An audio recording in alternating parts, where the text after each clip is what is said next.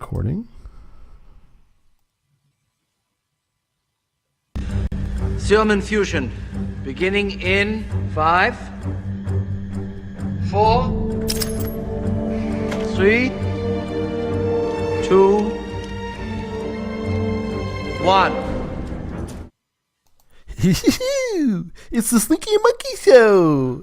Oh, forget it. I can't keep that voice up. All right, here are the guys.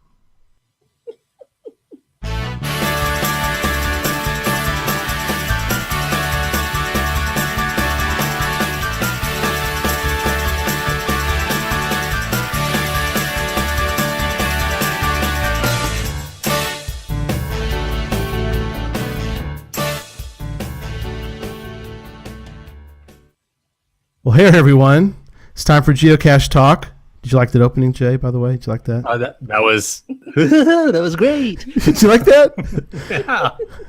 Whether you're at work, in the car, or wherever you are, we hope you enjoy the show. Please give it a like and subscribe so that you can get all the weekly Geocache Talk goodness.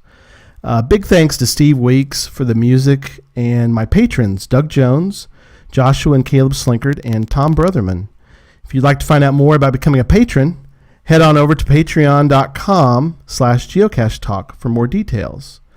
Today I have on the show my friend LANMonkey and Mrs. LANMonkey as well for the return of the Slinky Monkey Show. We also have a recap of GeoWoodstock 14er and our weekly product tip. So let's jump right into show number 5 for Sunday, July 10th.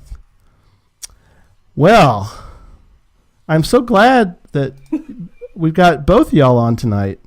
It's wonderful. I know. We're super lucky. Mrs. LANMonkey has blessed us with an appearance. This is very rare. It is. I know. It's like, this is awesome. This is a sighting that, we don't normally get on Caching in the Northwest or well, I was just going to point out that Mrs. LANMonkey has actually cameoed on a few of the other geocaching podcasts, but excellent. never on Caching in the Northwest as herself. So you've actually been a monkey, but you haven't been on the show as yourself. So Chris and Jim we're going to hear about this one. Probably. Well, hey, that's the way it goes. That's the way it goes. Yeah. It's the Slinky Monkey Show, so it's going to be different. Yeah. It's the full-on Slinky Monkey Show. It is. It's the full. I go get Susan. She's probably watching. Yeah. So we get her. I'll drag her down here. We'll have a full G-Slink, Slinky Mama, and Slinky Monkey. LANMonkey show. So anyway, all right. Geocaching news. We had a lot tonight. Geocaching news is sponsored by FTF Magazine. FTF Magazine can be found at ftfgeocacher.com.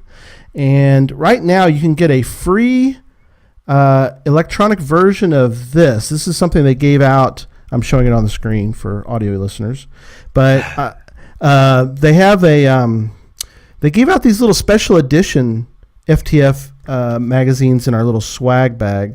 It's kind of neat. They do. It was kind of a little mini version, so people can kind of get a feel. Like a little Reader's Digest version of FTF magazine. Yeah, it's a little sample, and nice. Good articles. It had the actual map in it, so it was very, very useful. But there's an article in here by Memphis Mafia, our buddies, about taking geocaching to new heights. It was very interesting to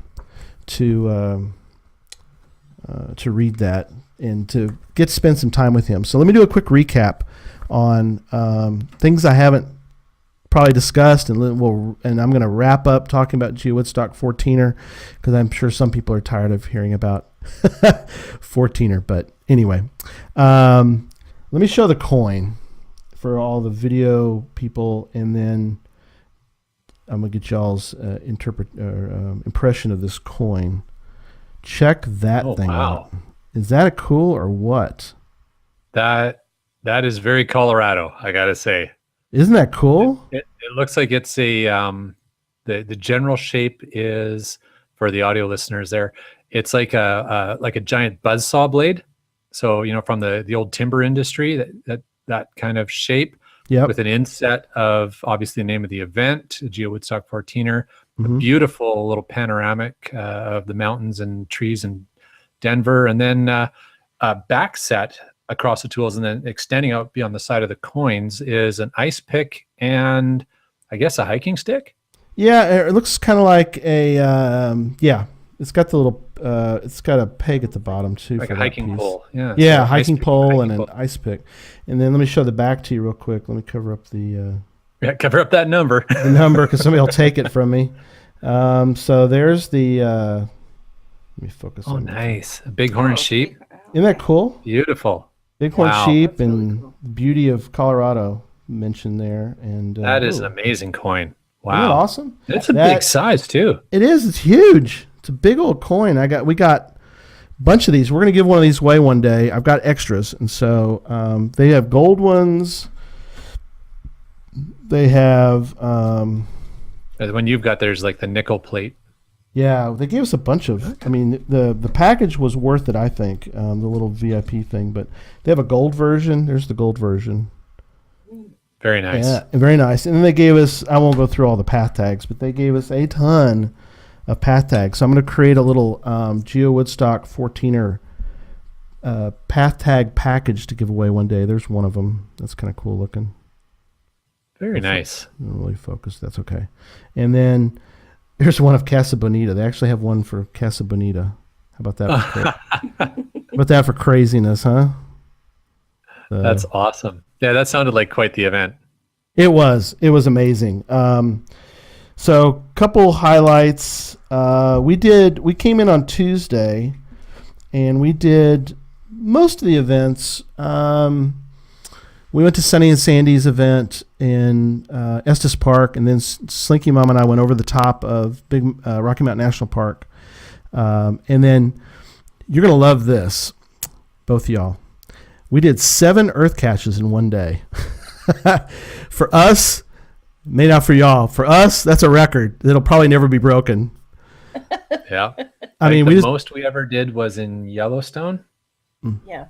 and I can't remember how many we did, but there was one day where we did a lot of earth caches and virtuals because that's all there is in Yellowstone. yeah. Being a Oh national yeah. park. That was a weird day for us too because I think we found 3 or 4 virtuals that day and 7 earth caches. Never saw a container, which was fine because we just had such a great time. And That sounds great. So does that take you over the Continental Divide then? Doing that? yes, it does. Neat. In fact, one of the earth caches is at the Continental Divide, and so they ask you quite. And the earth caches that were created are very good. I really enjoyed. A little tough, which I like. Instead of just, hey, here's an earth cache. Take a picture, send it to me. You can't do that, but you get the idea. But a lot of them were you really needed to learn. That's the point of earth caches, to learn some of the geological information. And the ones that really I struggle with some are the estimation. How far do you think it is from here to there? I'm like, I don't Well, that's know. what your GPSR is for. That's true. Well, I'm standing here. If I move the cursor over there, how far does it say How that is? far? Make a waypoint that far and see how far it is. You're right. I need to be better at that. That's one of my little tricks I learned early on in earth That caching. is good. How wide do you think this river is? Well, yeah. I'll tell you exactly how wide this I'll tell river you, is. I'll tell you right now how wide it is. Exactly. Meters or centimeters? You let me know. That's right. So the event itself was great. I do regret, and I want to say this publicly, I do regret not giving Slinky Mama helped me with the booth because we had a little booth next to. We were smashed between. Yeah, we had I a thought you booth. said she was helping you with the booze. No, the booze. No, she won't help me with that part. We did go some breweries, but no, our booth. We were smashed between Podcaster and Joshua, the geocaching vlogger. So yeah, it was perfect. So it's Yeah, like having it's like being that store with Walmart on one end and I don't know, something else major on the other end, the two big stores, and Right. you're the guy in the middle. You're like, oh yeah, come on by. The little guy with the cart right in the center, hey, come buy some headsets from me. So it was just a wonderful week, and got to see a lot of people. I think it was very well done at any event, and I really believe there was close to 5,000. A lot of people don't log the event, or they do a write note and not mark that they attended it. A lot of people showed up, and the way this one worked, of course, and I don't know how the other ones, I've never been to any others, but you can just walk up. I mean, it's free, so people just walked up and were part of the event and never went through registration, but they attended the event. And so, I mean, it was they had a few glitches. Some of the food trucks didn't show up. That was okay because a lot of them did show up, and a lot of so there's a little bit of a problem getting food. I probably should not have gotten in line. It was a mistake of mine. But I enjoyed talking to Laura, Justin, the GC Doc's wife, and her kids. They brought their families with them, which was really neat to meet everybody. So yeah, that was kind of neat. And then I think Sonny's doing better. He got sick right toward the end, got violently ill, and we saw that on Facebook. We were kind of concerned there, praying for them all. Absolutely, yeah. They the on-site medics came and tried to help a little bit, and then just for really more for precaution. Well, I think it's required to give him any kind of bigger dosage or any kind of other medication for pain. They actually do have to take you to a hospital to do that. So that's why they took him to the hospital, because of the pain. And I don't think they've really figured out what it was, but I think he's doing better now. So, well, yeah, we saw about 24 to 48 hours afterwards, they were on the road again, eating fast food. So he couldn't have been, he must have been doing better at that point. Yeah. Yeah. Not too bad. So, well, a couple things, and we're gonna get started. A couple things from Limax in the Q&A. And so we were talking earlier about the estimations, and so Limax wrote, the estimation is always 150 feet. Yep. Or what do I always say? Yeah, that's pretty close. I usually say 25 to 50 meters, somewhere in there. There you go. So depending on what you're doing.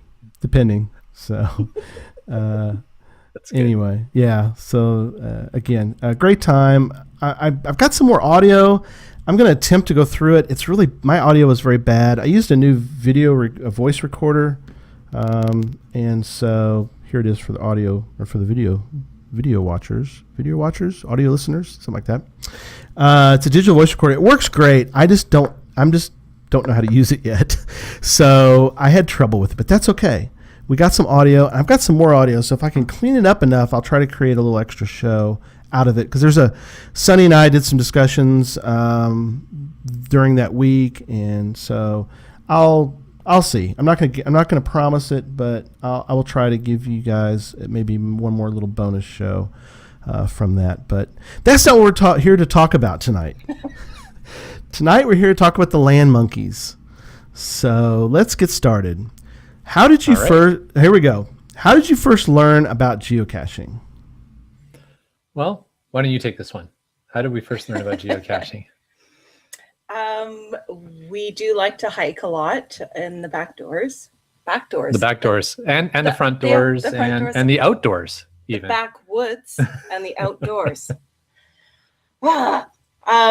So we've always been kind of interested in having GPS, and Jay was a little particular about, I'd like to have this on there to help us with, I think, a little bit more of the terrain of what we were heading into. So it took us a while, but we finally bought one, and then it took us even longer to figure out how to navigate. But it was just the start of our vacation. Yes? Okay, what year was that? Do you remember? That's about 5 years ago. Yep. Okay. I think it was about 5 years, just the beginning of August. Okay. So we were starting off our holidays, finally had time to go out. Okay, let's go buy one. And while we're on our break, we'll take a look at it and see what we can figure out. Okay. We happened to be visiting a friend of mine who said, I've heard about this geocaching. And she says, there's some site you can go to. Now, it's quite funny because she actually had created a login ID for her, but had never gone to go do anything with it. Oh, okay. Somebody had told her about it, but that was as far as she got. She goes, I never could figure out how to get Well, because at that time the apps weren't really great No. on the phones yet. No. Sure. So, Yeah. So she probably didn't.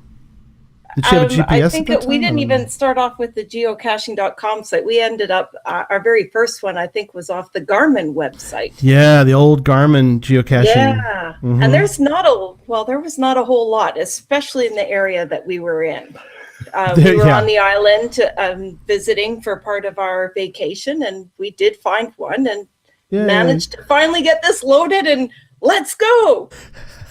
And it was quite interesting because I think anybody who is an experienced geocacher would have stood there and laughed at us and laughed and laughed. How many times did we walk around that stump? We circled the stump around and around and around, going, "No, okay, we're not in the right place." We didn't get the concept that Oh. a geocache could possibly be something smaller than a large, like a toolbox or Yeah. something, is what we're looking I for. don't know. And that one was like a pill container, I think. It was something that's just sitting on the On the top top of of the the stump. And my Just on- girlfriend went, just sitting on "What's top." this?" And she picks it up, and we're, "Oh, really?" That's it. But That's awesome. yeah. So, and then after that, I think we kind of more like, oh, well, that was kind of fun. And since we do like the outdoors, it was, that would be kind of neat to kind of combine the two and have something to do. And it still took us a little while to get going and get the stuff onto our GPS and figure out the whole works of it. We've learned a lot. We've learned a lot. We used to start off loading the caches one by one. Oh yeah. And so we've had the times where we've loaded them, haven't checked, driven out there, booted it up, and it didn't work. There's Oh, nothing no. on here. Yeah. Drive all the way back, try again. So anyways, that was kind of, Did y'all ever do it just by printing out the caches on paper and then trying to do it that way, or? Only for earth caches when we first started. Okay.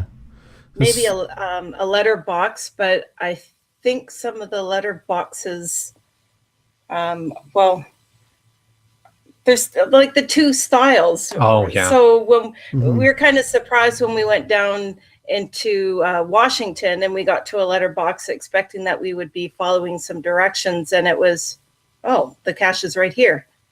Okay. But it has a Whereas- stamp in it, so it has a technically stamp it's a in it. letterbox hybrid. Whereas up here, Right. it's the old follow the letterboxing clues, and I mean, mind you, I think there are a few up here that are like that too Yeah. with the stamps, but we printed those out sometimes so that it wasn't so compact. But Yeah, it's interesting because down here, I don't think I've ever found one where I've heard of the kind you're talking about down here, and there's very few letterbox hybrids around our area, kind of like earth caches are so rare, is that they're all geocaching that have become, they weren't like letterboxes.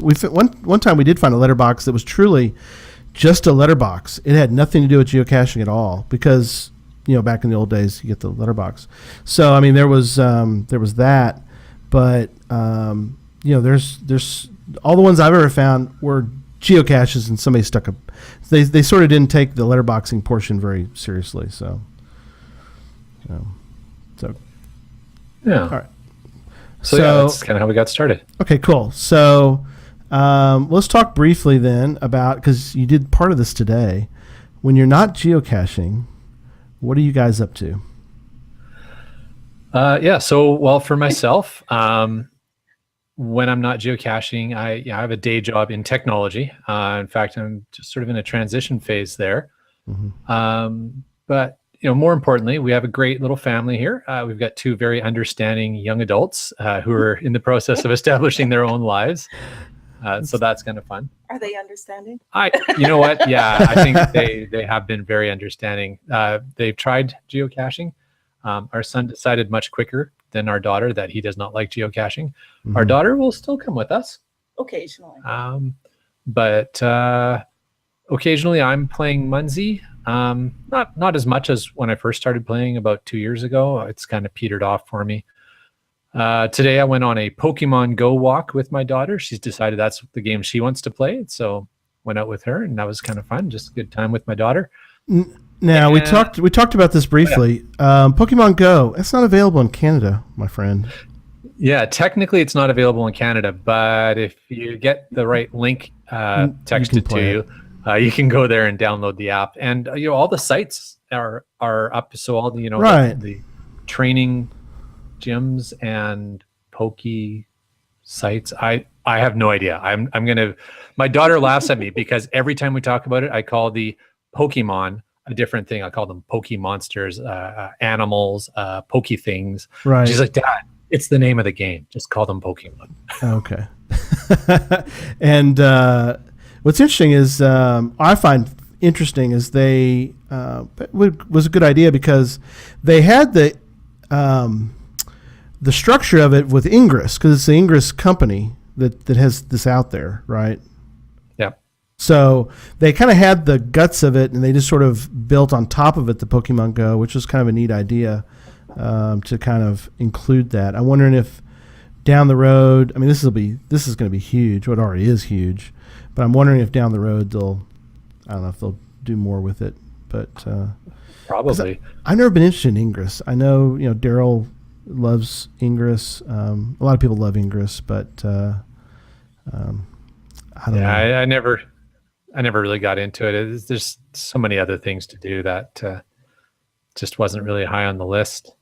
Sure. Some of the other stuff that outside of gaming, I love geology, writing, audio engineering, podcasting, and vlogging, obviously. Well, yeah. And one of the other things I really like doing, I don't roll up my sleeves and get into it as much as I probably should, but keeping tabs on my brother-in-law's sailboat rebuilding project. And if you don't mind, we can throw in the link for his blog. Yes, and it's Wake for Me, all one word, .wordpress.com. Fascinating. I'm going to go out and check that out. So he's go ahead. I was going to say he's rebuilding a sailboat.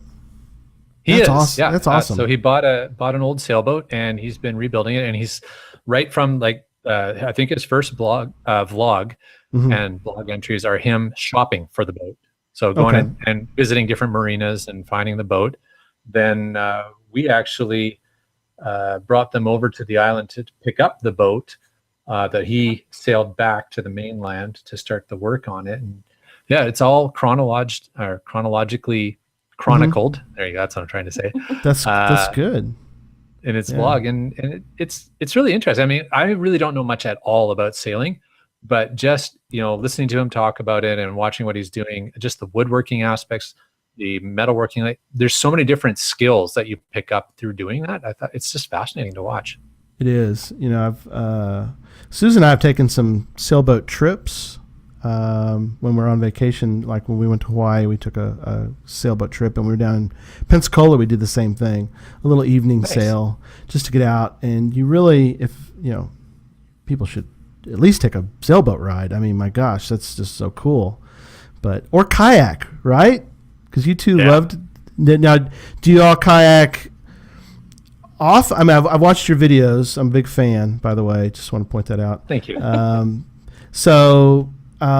Do you get to kayak as often as you? I mean, do you get to get out very often, or not as often as you like, or? Well, it's a seasonal thing. Our kayak is an inflatable, so it's a little more seasonal than if you had a hard kayak and all the right rigging and everything. Mm-hmm. So we really only get it out in the summer, or if the weather's nice in the spring and the fall. Okay. Very cool.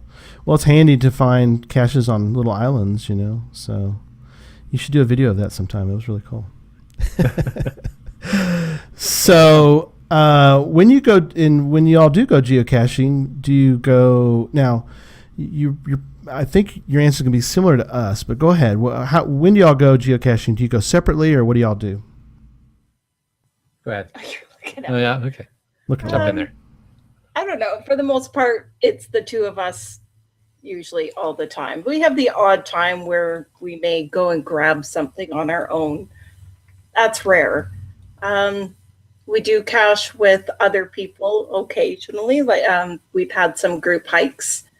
I don't know. Well, we get your sister out with us whenever we can. So cool. Very cool. Her caching name is Donners, and so yeah, she's in a few of our videos. And she thinks she is.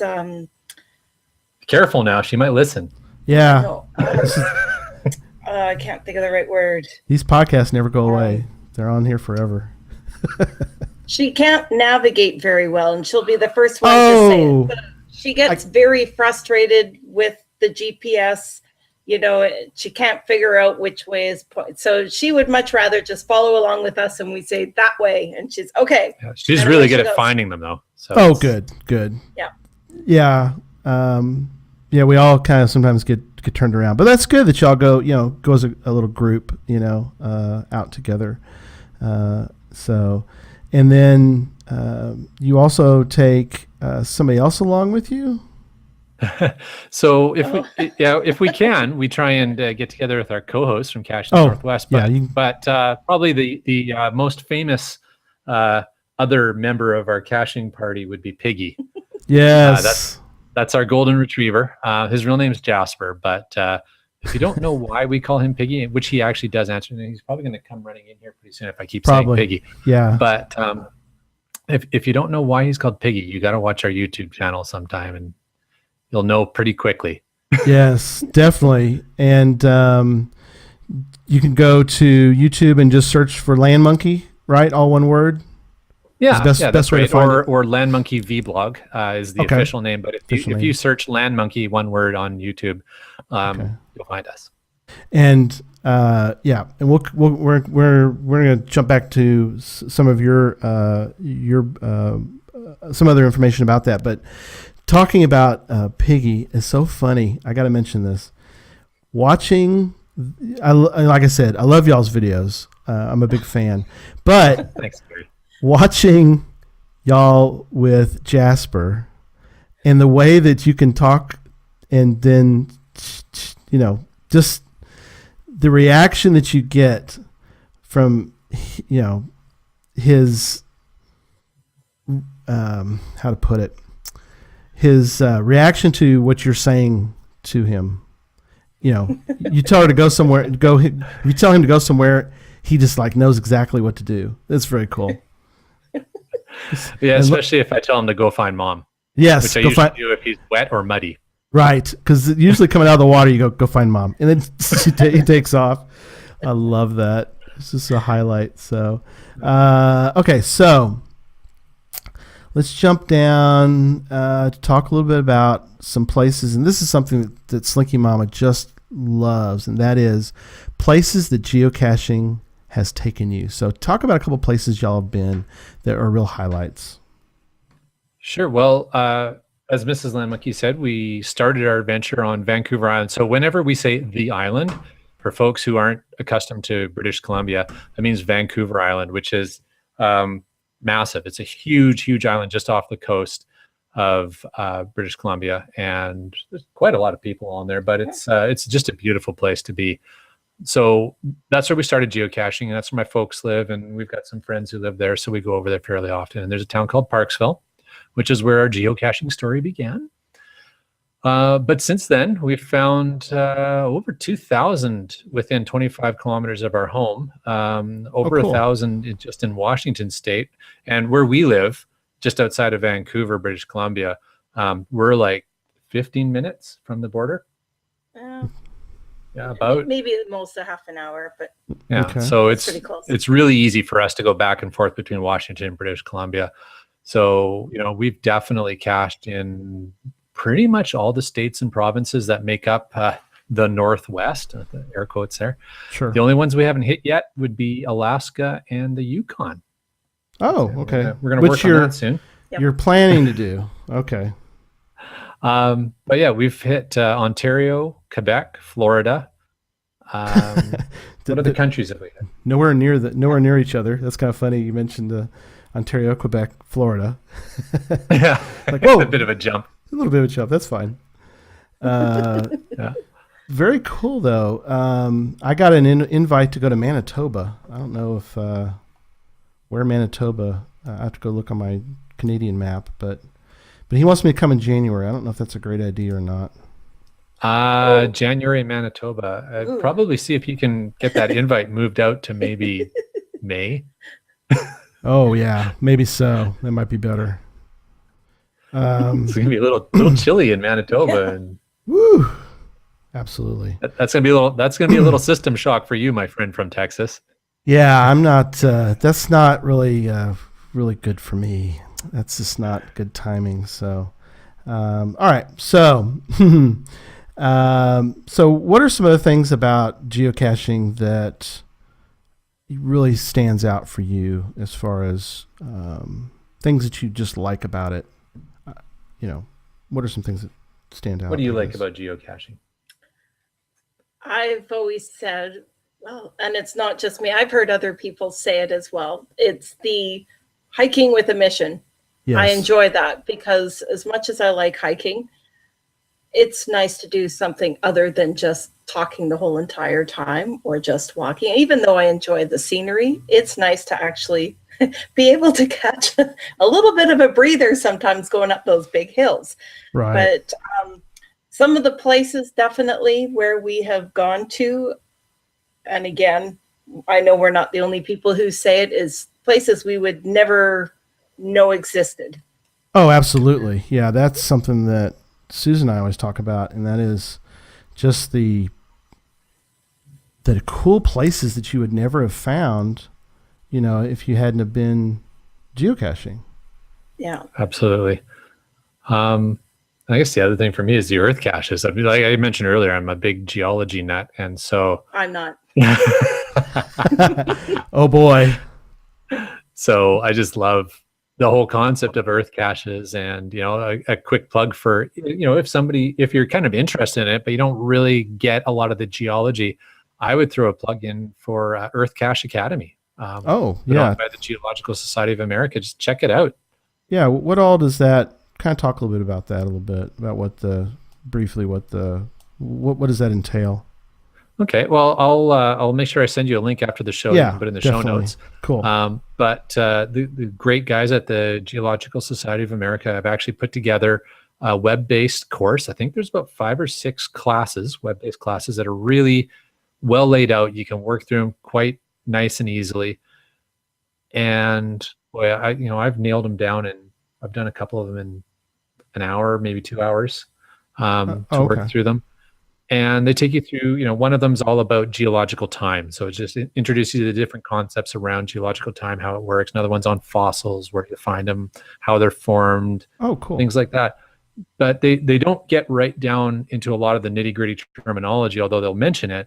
But they really sort of focus on the concepts, and it just gives you all the things that you're going to need when you go out and do an earth cache on fossils. You're going to have that knowledge now. And you can download the course materials in a PDF so you can hold on to it as well. So, yeah, and I think it's only like $5 US per course or something like that. It's really not a big investment, but it's worthwhile, I think. Oh, neat. Yeah, definitely. Send me the link. I think I've had it before, but let me put it in the show notes. That is really cool. Yeah, earth caches. I love earth caches, and I just wish there were more, near us. And so I want to try to work more on at least setting up at least one more in the area would be great. So I don't awesome. mind looking at them. I just make him answer them. Right. That's awesome. You're there just to enjoy being there, and he's That's there to right. kind of find all the information. That's fine. That's Hey, Gary, do you mind if I interrupt just for 1 sec? Yes. How's the audio on your side? It's a little choppy on our side. I just want to make sure you're getting good audio. Okay. Yeah, that's what I was kind of working on a little bit. So y'all are fine. I think I had heard Slinky Mama came down and said mine was a little choppy. So, but hopefully it's smoothed out a little bit. Am I still get some interference, or does it still sound okay? Yeah, I think it's the Googles, but we'll Okay. press on. I just wanted to make sure that it was usable for you. Yeah, I think we're fine. Okay. So far so good. And Sorry for that, listeners. No, yeah. a little Hey, technical talk there. sometimes we got to make sure the podcast is working just right. So hopefully we're good on that case. But anyway, back to your regular program. And talking about podcasts and some of the things that can happen, you have now been on a podcast for a while, which I love. This one I try to watch live. Some reason about Thursday night for me works perfect. So I jump on, even though it's caching in the Northwest and I'm not in the Northwest, I still love the show. So talk a little bit about your show that you're on. Well, thank you so very much. Appreciate the fact that you listen, and I certainly appreciate anybody who listens to our podcast because it's as you know, Gary, it's a fair bit of work to put together a podcast, and so it's nice to know that folks listen to it and appreciate it. Yes. So caching in the Northwest, as you said, we focus mostly on we'll say the northwest of the U.S., the southwest of Canada, so sort of that whole area. Mm-hmm. And we talk about geocaching and geocachers and geocaches, just different topics that are relevant to the folks there, and a lot of topics that really are relevant to people outside of the Northwest as well. It's great. So there's 3 hosts, Wits End, myself, and the Bad Cop, who also joins Daryl on Geo Gearheads. But we get together every Thursday night, 9 p.m. Pacific, and we just have a great time talking. Those guys started the podcast before I joined, I think a year or 2 before I joined. And, shortly after we had started geocaching, I was already listening to podcasts and other topics. And so I thought, there's got to be podcasts on geocaching. Let's see what I can find. And I found that one. And I thought, well, that's kind of neat. It's about local to the Northwest. That's kind of neat. But I noticed their frequency of making the podcast kind of slowed down a little bit. And so I reached out to the guys and said, hey, if you ever need a guest for the show, feel free to reach out to me. I'd love to try my hand at that and come on. And over 100 episodes later, we've become great friends. We have a lot of fun every Thursday night, and it's really awesome when we can get together in person. Oh yeah, that's I'm sure is wonderful, and y'all do get to go to some of the events, which together, events in the area, which works wonderful. Yeah, but so those guys are down in Tacoma, and I'm up in Vancouver, BC. So that's about a 4-hour drive between us. And an international border. But it's surprising how often we actually are able to get together. That's very cool.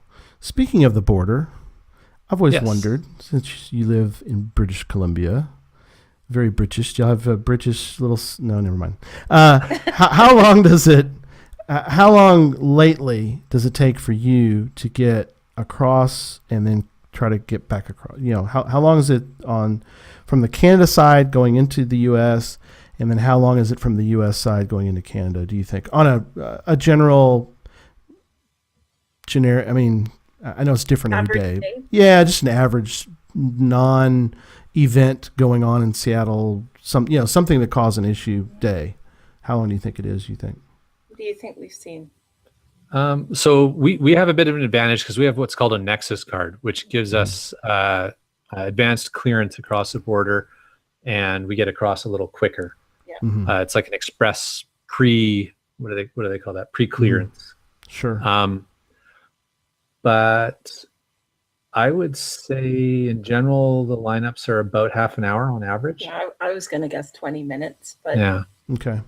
So like we get through a little quicker than that in the Nexus line, but okay. Like if I were to go up there and then, like if I were to go to Seattle and then eventually want to come up to see you guys, can I get a temporary Nexus card or? No. No. Okay. So I'd have to stand. I'd have to wait the 20 minutes. You have to, I think,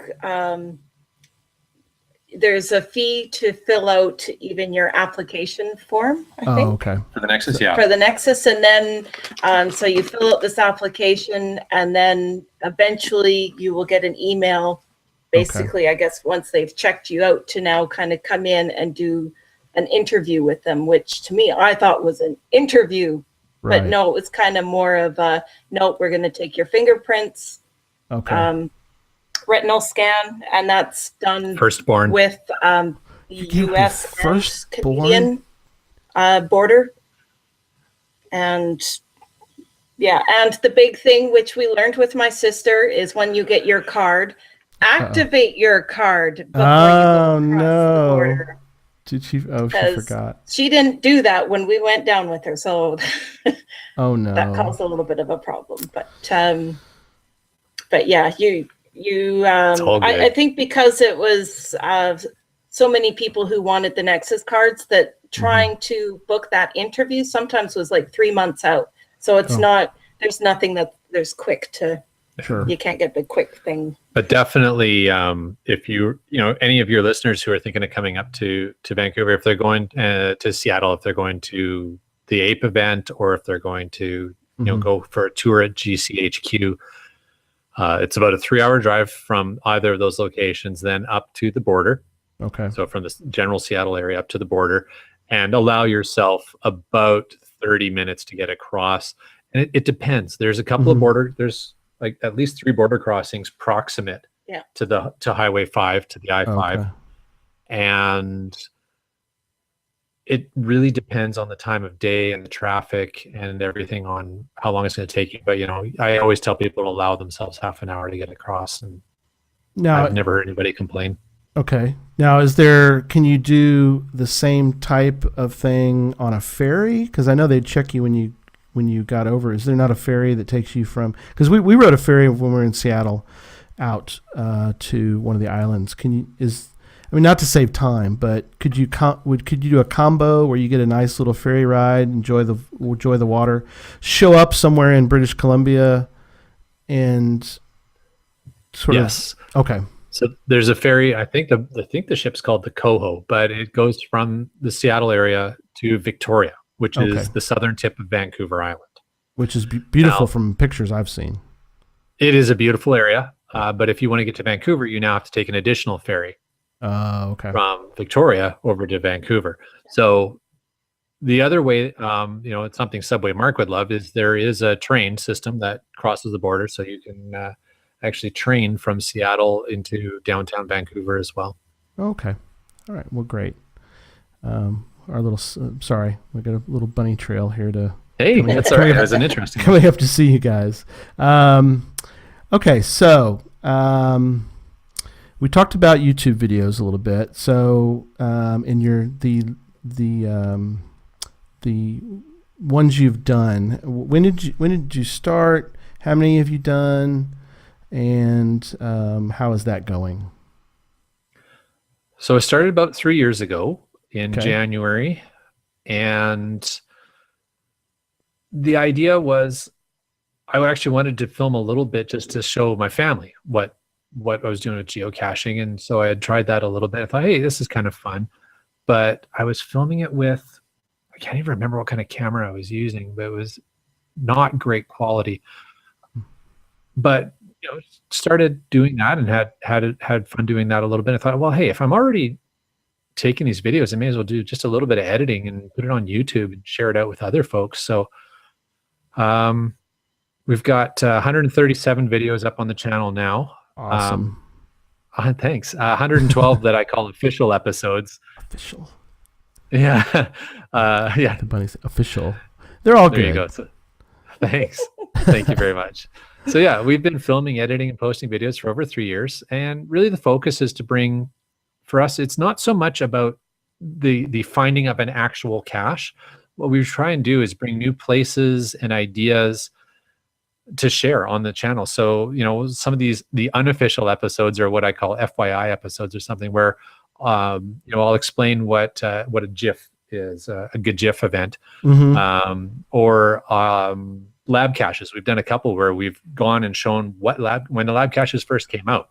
We did a couple episodes explaining what lab caches were, because if you weren't at the first block party that had lab caches, I don't think you would have seen one for the most part until like a year later. So a lot of people are like, well, what the heck's a lab cache? How do I get one?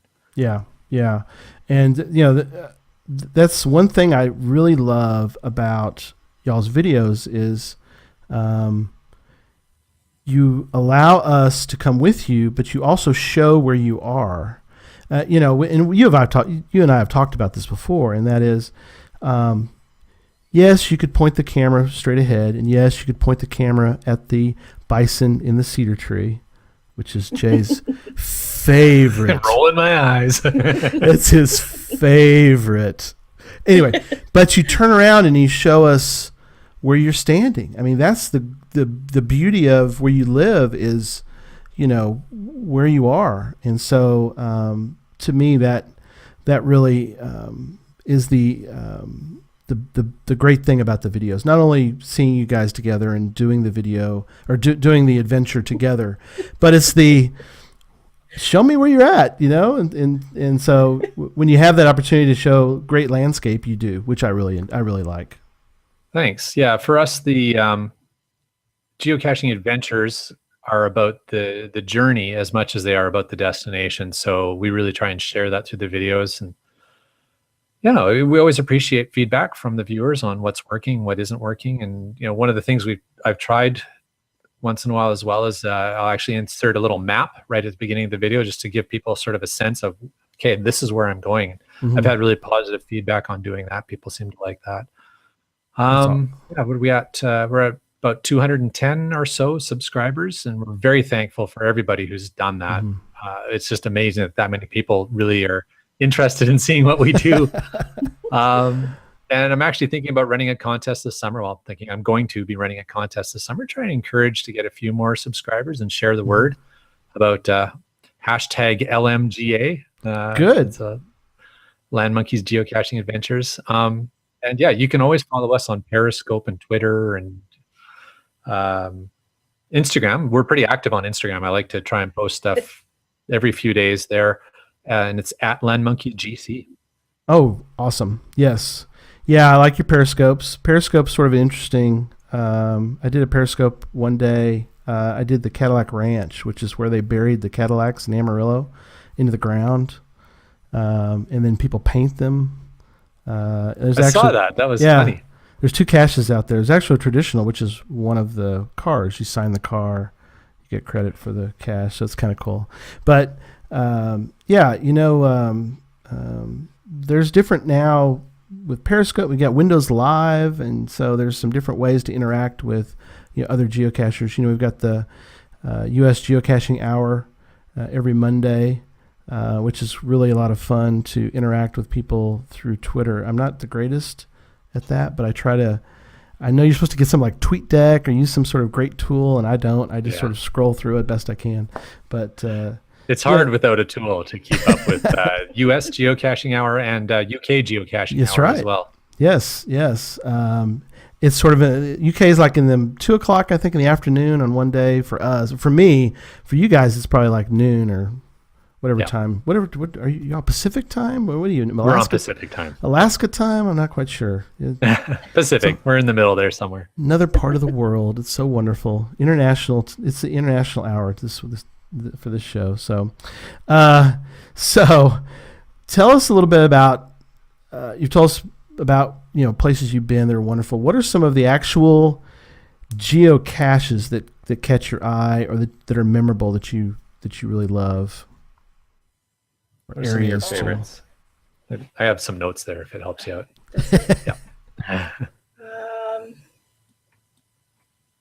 Well, yeah, okay, some of those. Yeah, jump in there. Well, whatever strikes your fancy, babe. Exactly. Well, I liked our milestone that we had in Yellowstone Park. Just seeing, it was one of the Earth caches. Again, not something I would answer, but I certainly enjoyed watching, and that was Old Faithful. Mm-hmm. That's just always something growing up, that you always have seen pictures of. It's always that would be really cool to go there, and finally making it there and actually getting there, I think about 10 minutes before it went. So we didn't have to sit around and wait long. So I really enjoyed that. Wonderful. And then, of course, there's the other spectrum of memorable, maybe not so much in, that was really cool, but I will never forget it because it freaked me out. Yeah. And that would be some of the Gold Country caches where I was white knuckled and doing the, no, don't go down there. Don't go down there. And I'm sure you will probably see it a little later on. I did do a little bit of damage on our vehicle just last weekend doing one of the Gold Country caches, but oh no. But yeah, those bad. Are memorable, because I know maybe in another year I'll laugh about it. But right now I'm still going, ooh. Yeah, oh no. Anyway. You go. Yeah, sure.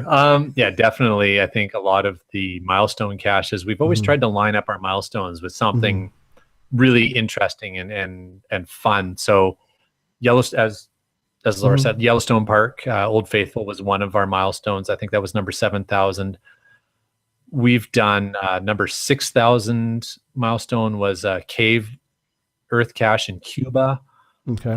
We've done some earth caches with my relatives in Germany when we were over there. That was fun.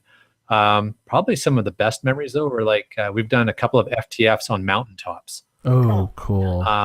Those are amazing, and like the whole day is just dedicated to getting that one cache, Right. and being lucky enough to get it as an FTF. And one of them had been sitting there for over a year. Yeah. Oh, wow. By the time we got the FTF on it, which was really awesome. That is cool. So, yeah, some serious hiking. Oh yeah. Really makes for, like you said, it's a memorable trip. You know, I think some people don't really when you're explaining to someone about the what's so wonderful, what is so great about geocaching. Well, and you tell the stories, and we all have different types, but the hiking was, what a memorable time together to do that, and I think when we tell people about the positive about geocaching and the positive experiences, I think that really does make a difference. Slinky Mom and I will always talk about, finding this lock system in Tulsa, Oklahoma, and it's a port. Tulsa is actually a seaport because of this canal. There's a canal that runs all the way up there, and we found this canal.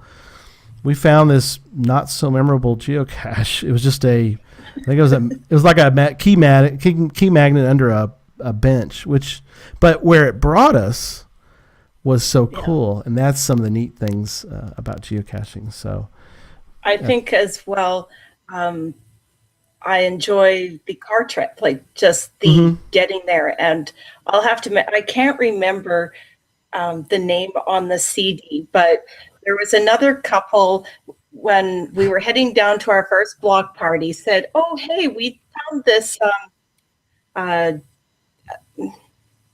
CD that was in a cache, and they had made a compilation of a whole bunch of different music or different songs, and made by a cacher. And they said, "Oh, it's really quite funny. You should listen to it." So we decided to listen to this on our drive down to the block party cache. Well, it's highly eclectic. Okay. It's really out there. It's never gone back into a cache. And I can tell you that we listen to it every single time we go on a road trip. That's and awesome. We sing along with it all the time. It's fun. So they picked... I think my sister listened to it once with us and was okay. It's a tradition now. You've got a tradition. It is. Sing along to crazy stuff as you go to there you go. When you and Slinky Mama come up here and go on a geocache road trip with us. Oh, I'm looking forward to that. Can I sing with y'all? Is that we can sing along with y'all? Oh, yeah. Go through. Okay, great. I'm looking forward to that. That's half the fun. Awesome. Yes.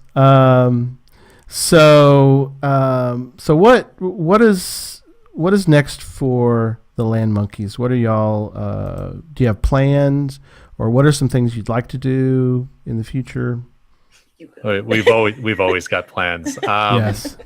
We're coming up on milestone number 9,000, but of course there's going to be more videos, more podcasting. So we just, mostly but we enjoy those things so much and just love having adventures, just going on adventures and then taking everybody with us. So like I said, milestone number 9,000 is coming up. It'll be the end of this summer. And we have actually had to slow our geocaching down a little bit. It's okay. In order to line up the milestone, but we are going with a cruise. Going with a bunch of other geocachers on a cruise that's been organized by the Land Sharks. Land Sharks. Knock, knock. Yeah. On an Alaskan geocaching cruise where we're going to visit Alaska and the Yukon. There's a train ride from one of the Alaskan cities into the Yukon, which is really exciting. You get the Yukon State. Yeah, we're going to hit the Yukon province. You guys are territory, I should say. Yukon territory. Oh, is it? It's not a province? Oh, we won't get into that. It's not even a province. It's a territory. Yep. A territory, but they have a separate souvenir for it. Yes, they do. Oh, sweet. Okay, go ahead. So we'll get Alaska and we'll get the Yukon. That'll be fun. But we're really excited about that trip because even on the cruise, it's going to go into some of the fjords on the way up the Alaskan coast where you can do some earth caches right off the cruise ship. And neat. Yeah. So we'll send the link to Land Sharks because they organize cruises. I think every year or every 2 years they organize a cruise. Oh, that's awesome. That is available to anybody who wants to, fly to wherever they're organizing it from. And you don't just have to be Canadian to go. You can. So yeah, Land Sharks. It'll be in the show notes. Landsharks with a Z.ca. Yeah, or Z if you're Canadian. Yeah. Right, a Z. Yes. But yeah, there's always a new adventure for us. You follow us at LANMonkeyGC or on YouTube, Twitter, Instagram, Periscope, and we'll have some information on the contest I'm going to have coming up very soon. So just follow us on Twitter and you'll hear all about it. Very cool. Well, I really appreciate y'all coming on and talking about your adventures. It's been exciting. So thank you. You bet. So we're going to do a little product review, and I had one, but I thought, when I can, I try to get our guests to come up with if they have a favorite. And so far, we've had some really cool ones. And the product reviews, by the way, I do cut and paste, and I put them in the website. There's a link on the website for product reviews. So if you ever miss one, that's okay. Just go to product reviews. You can search through them, and I've got links as long as they're active. I've got them out there. So this is the product reviews are sponsored by Cachely. Cachely, foremost iOS geocaching app, can be found at cach.ly. And got to meet Nick down at GeoWoodstock 14er. He had a great little talk he did there. And people are asking him about Android. But, I bet they were. But he said everybody was very nice, and they're just a lot of people want to see another app, and so he'd have to do a full rewrite or a write from scratch. And I think, though, I see a little glimmer in his eye. I think he does want to do one someday. And now that this one's kind of up and running, you never know. Well, keep an eye open for maybe an Android. Another Android app. So that'd be kind of cool. I'll be on it if there is one. Oh, it is his. I talk about Cachely all the time and use it all the time. I just love it. But enough of Cachely. Let's talk about. You've got a couple items you want to mention. Products. So tell us about your products, Jay. Sure. Well, there's a couple of products. If you've ever come geocaching with us, LANMonkeys, there's a couple of products that we're kind of known for because they sort of stand out on my everyday cache carry. The first is, and I believe this was it a Father's Day or a birthday gift? It was a gift. It was a gift. Anyways, from Mrs. LANMonkey, and it is. We'll put it on the video here. Yep. Very cool. Now that's a knife. That's a knife. It is the. I'm not usually one to buy name branded stuff in the sense of like stuff with some person's name on it. I'm kind of like you. Yeah. It's a really really good product. It's the Bear Grylls Gerber fixed blade survival knife. Now, very important that it is actually the fixed blade unit. So it means that the steel goes all the way through the tang. Right. So it is a single piece, which is a huge important thing if you're a knife aficionado. Yes.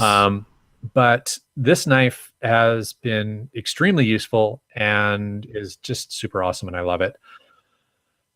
So that's the link I gave you for the show is actually through Cabela's, and I did that for two reasons. First of all, because that was the first site I could find where they actually had the correct knife on the site. Oh yeah, that's important. Secondly, because Cabela's is now in Canada. So yes, we saw some Cabela's in Denver, but it is important to have a knife like a really sturdy knife. There are plenty of times when you have to cut off a zip tie, or you got to cut a piece of cord, or you got to fix that bison tube in the cedar tree, and the cedar tree needs some work. And I know you. There you go. Get rid of that bison in the cedar tree pretty fast.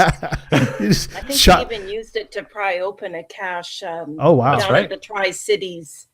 That's right. It just was really stuck on there, and yeah. Good thinking. That's awesome. I fixed it. You fixed it.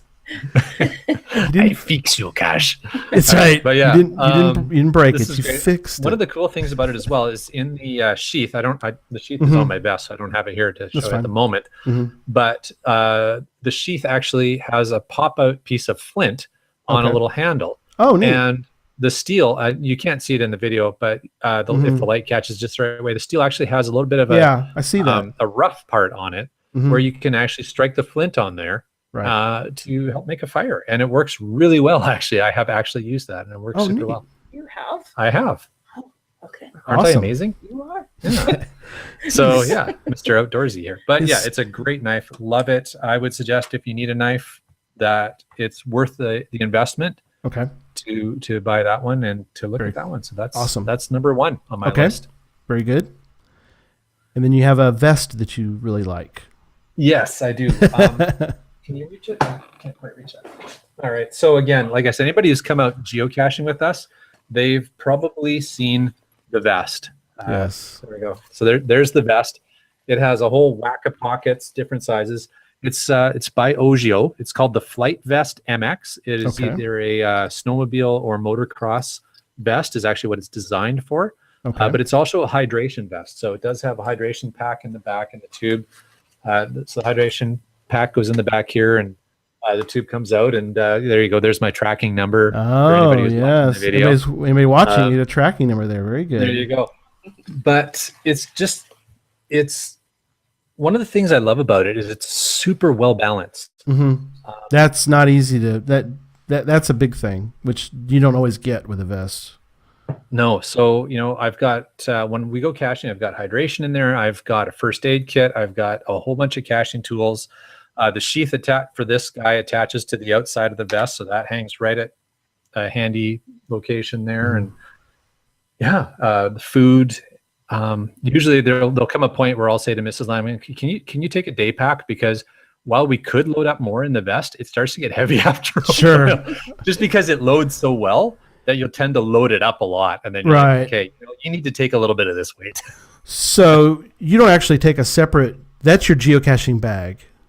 Yeah. But not all that's your like, pardon me, that's your like full on, we're going hiking geocaching bag. Do you keep sort of like you're talking about a day pack, do you keep a smaller geocaching bag, like if you're just going not up in the mountains, but you're going somewhere like local, you're not going to drag that along, but you're going to take some smaller. Like if I'm doing some urban caching, I've got a little shoulder bag that I grab, and I'll use that. You've got one as well that we used to use. But you do wear that sometimes. Sure. More than often, we just don't pack it with as much stuff, so then it's not as heavy. Yeah, one of the other advantages is it looks very official, especially now with that patch on the back with the number on it. Mm-hmm. So if I do wear it somewhere semi-urban or rural, and people are walking by, they tend to just sort of leave you alone because they figure you're police or something. So right, looks like you're supposed to be there. That guy's doing something important. Let's move on. That's right. So it's awesome. A little bit of cacher camo there as well. Okay, great. Yeah, it's awesome. Thank you so much. Ogio, O-G-I-O, and it's in the show notes, ogio.com. It's the flight vest. That is awesome. So, thank you. Wonderful. So let me talk a little bit about what's coming up soon. Next week, we have a special show. They're all special, but this is a little unique, I guess. It's a unique show.